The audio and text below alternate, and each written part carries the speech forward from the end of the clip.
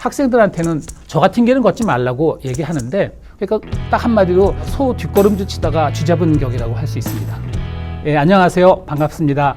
한국외국어대학교 통번역대학원 한학과 한국어 아랍어과 이인섭 교수입니다.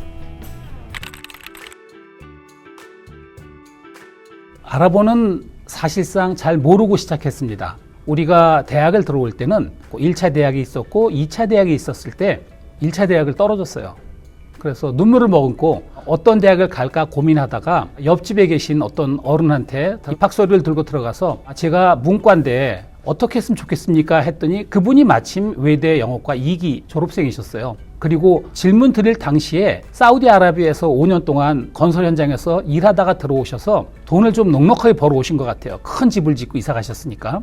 그분한테 이제 이 사정을 얘기하고 뭐 했으면 좋겠습니까? 라고 했더니 이분이 자기가 가보니까 영어과로 갔지만 아랍어 하는 사람이 필요하더라. 그래서 아랍어를 추천했습니다. 그러니까 진짜 아랍어의 아자도 모르고 그냥 원서를 냈어요. 아랍어가 되게 어려웠어요. 그래서 아랍어를 하면서 되게 고생했는데 2학년 2학기 기말고사 때 어떤 교수님께서 그 오픈북 테스트로 사전을 보면서 시험 보는 게 있었어요. 누가 고양이 목에 방울을 달 것인가라는 그 시험 문제가 나왔는데 쥐라는 단어를 찾아야 되는데 쥐를 못 찾았어요.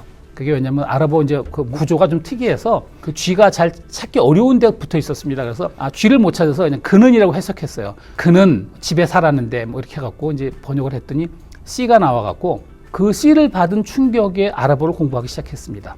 좀 내가 이것밖에 안 되나라는 자괴감도 들고 충격을 받아서 한번 해봐야겠다는 생각에 대학교 2학년 마치고 도서관을 처음 들어갔습니다.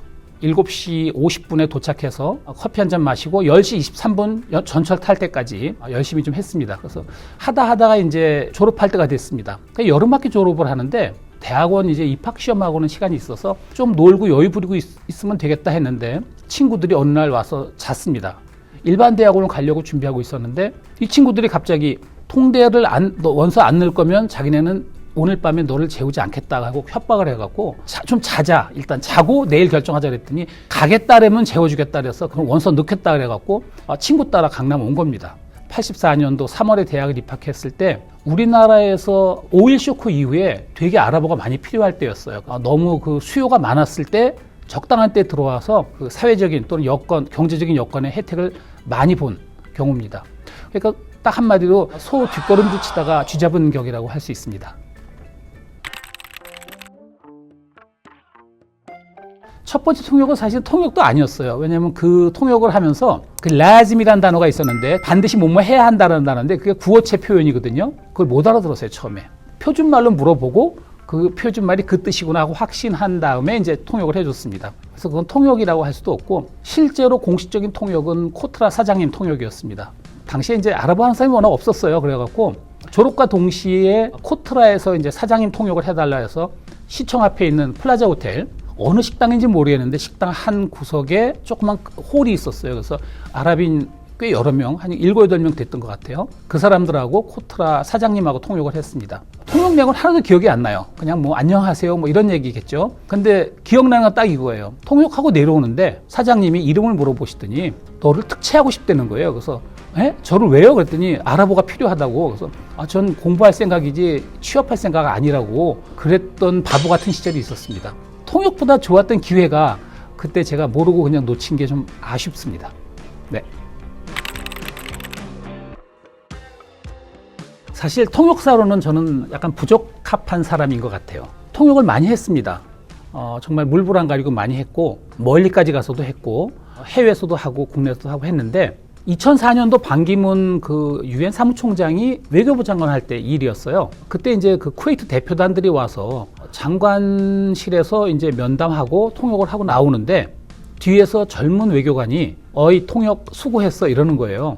장관님도 저한테 교수님 감사합니다. 정말 수고 많으셨습니다. 이러는 분위기였는데 뒤에서 젊은 외교관이 그런 찬물을 딱 끼얹어서 사실은 좀 째려봤습니다.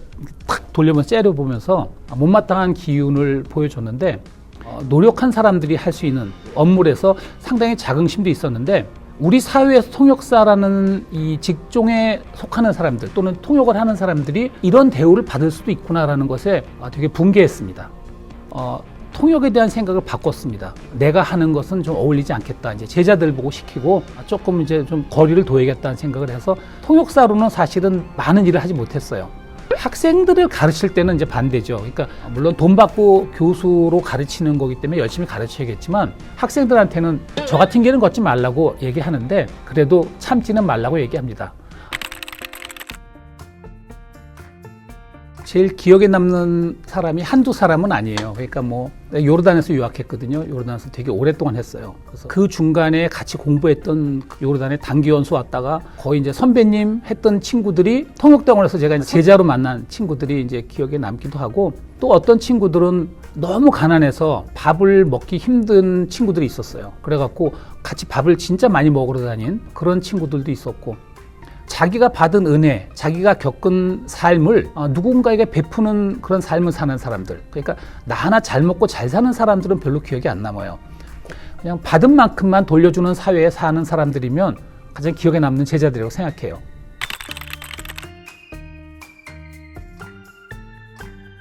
여러분이 갈 길을 미리 가본 사람으로서 해줄 말은 너무 많은데 6기 동기들이 1년에 한 서너 번씩 지금도 모입니다. 각과의 동기들이 모여서 사는 얘기도 하고 또 축하도 하고 같이 슬퍼도 하는 그런 모임들이 있어요. 그런 모임이 지속될 수 있는 힘은 서로 다르기 때문인 것 같아요. 학생들 때 정말 바빠 죽겠는데 과제하기도 힘든데 저는 개인적으로 술은 안 하지만 술 마시러 다니는 사람 꼭 쫓아다니면서 콜라로 또는 안주로 많은 거를 죽이고 살았는데 그때 그 시간을 나눴던 사람들이 인생에서 되게 친한 벗들이 됐습니다. 꼭 해주고 싶은 말 하나는 내 옆에 있는 사람하고 같이 더불어 살 수 있는 그런 계기가 됐으면 좋겠어요. 그러니까 예를 들면 한학과 그러면 한학과끼리는 되게 잘 살아요.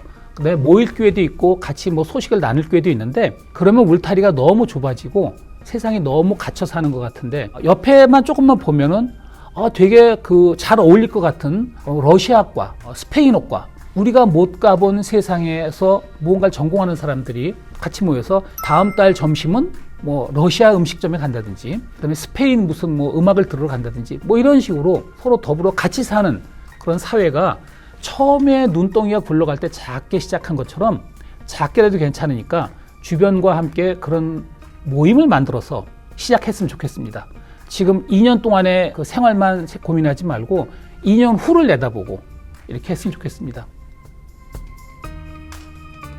네.